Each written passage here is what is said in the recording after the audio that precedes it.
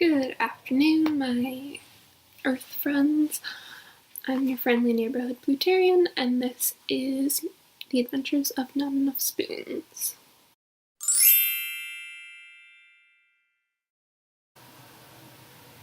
I'd like to start today's video by thanking my friend Ren, who made the art for my channel.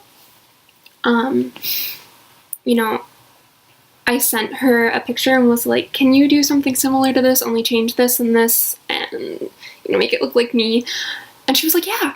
And she had it to me in a couple hours, and she asked nothing in return. She's a really brilliant artist, and I really appreciate her. Today's subject is a little bit hard for me to talk about. I actually recorded it once before and it didn't save, which is the reason I was a little shaken up during my intro.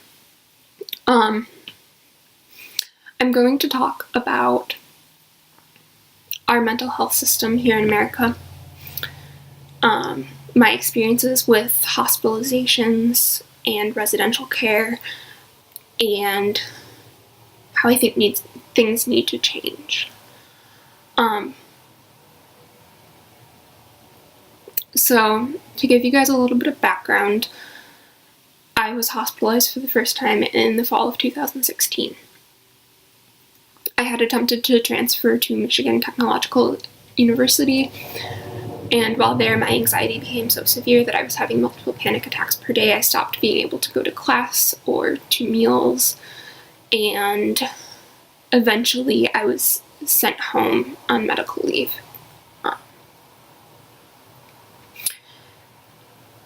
After I got home, I realized things weren't getting better. And at this point in time, my suicidal ideation was still kind of scaring me. I felt like I had no other way out besides suicide, but I didn't necessarily want to commit suicide. So I reached out. I went to a local doctor who listened to me say pretty much that I didn't think I could stop myself from attempting suicide. And she basically said that unless someone caught me in the act, I probably wouldn't be able to be hospitalized. And it was really hard for me to reach out. I have a very hard time admitting when I'm not okay and asking for help, and the idea of going to a hospital was so scary, but I knew that that's what I needed. And so to be told that was kind of like a slap in the face. Luckily, the next day she had me see a psychologist, and the psychologist was like, yeah, you need to go in. And so he made calls, and I ended up going to Forest View's adolescent unit. I was there for 3 weeks. I came home for less than a month, and then I was re-hospitalized again when I attempted suicide for the first time.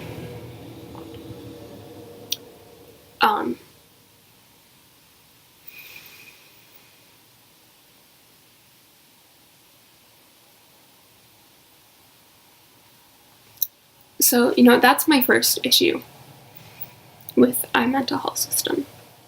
They don't have the capacity to take patients unless it's almost too late.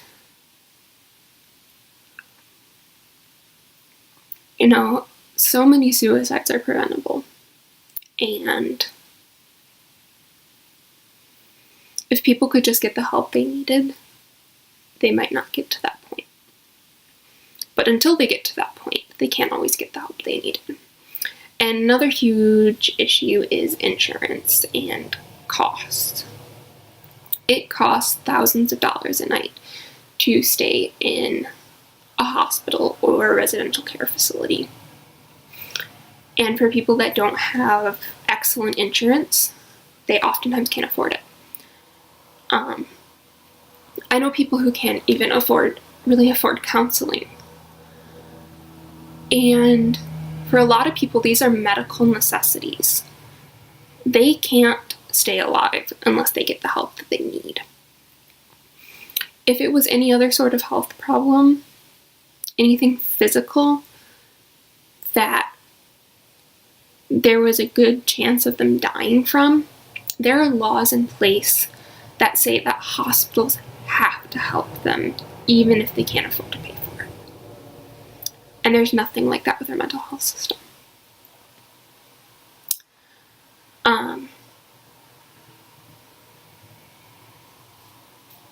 Another one of my issues with the mental health system is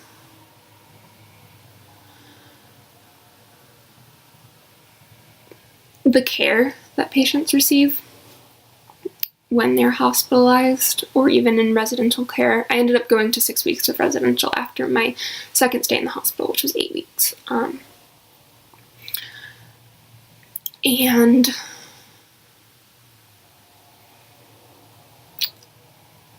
between me and someone I'm very close to, we've been to a total of, I think, 4 different hospitals. And I would say that 3 out of those 4 felt like prisons.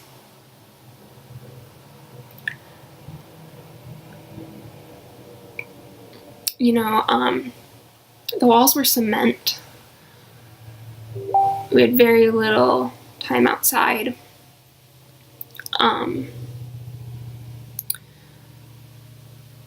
Our bedrooms were locked during the day. The person that I'm close to, a lot of times their dietary restrictions and gender weren't recognized, which literally put them in danger, whether it was because they were going to get sick from eating food that they were allergic to, or it was a safety hazard as far as the possibility of a hate crime.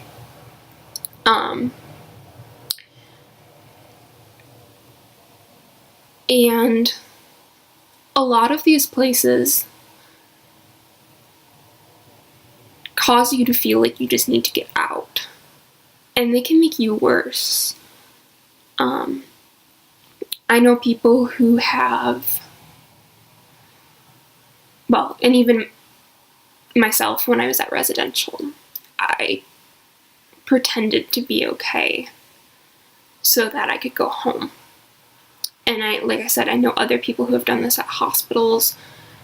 You know, they've gotten out, and a week later they're back in the hospital because they weren't ready to return to normal life.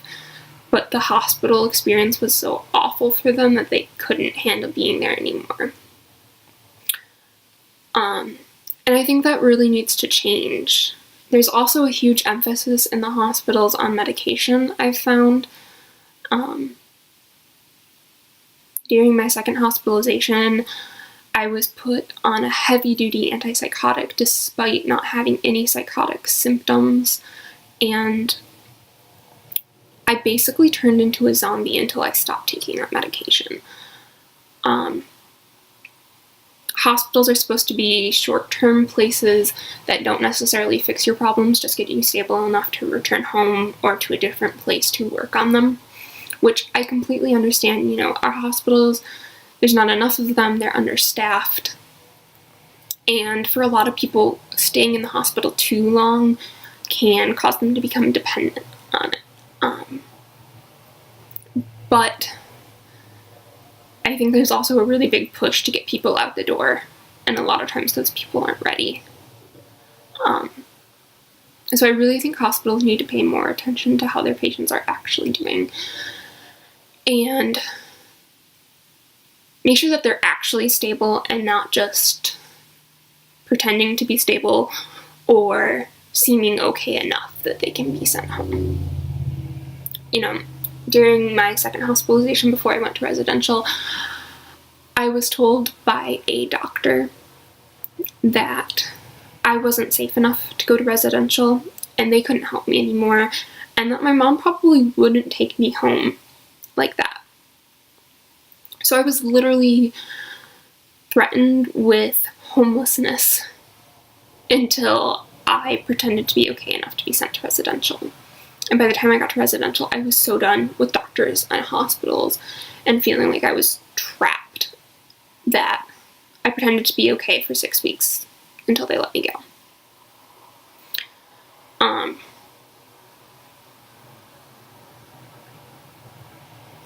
Luckily it took a long time before I attempted suicide again. But maybe things could have been different if I had gotten different help. And that's not just me complaining, but I mean it in a general sense for other people too.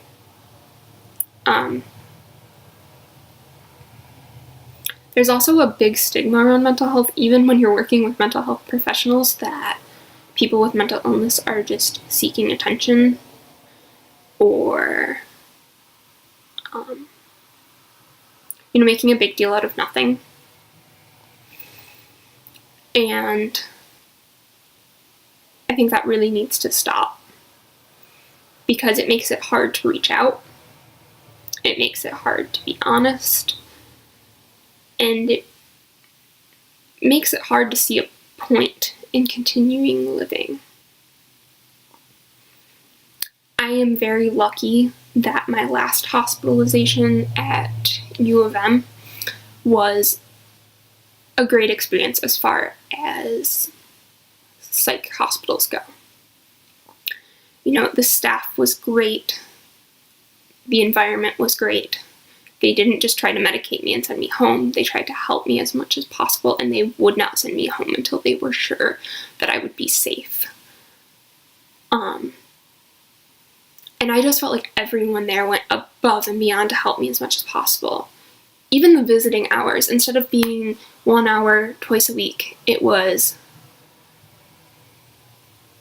3.5 hours on weekdays and 8 hours on weekends, which is crazy compared to other hospitals.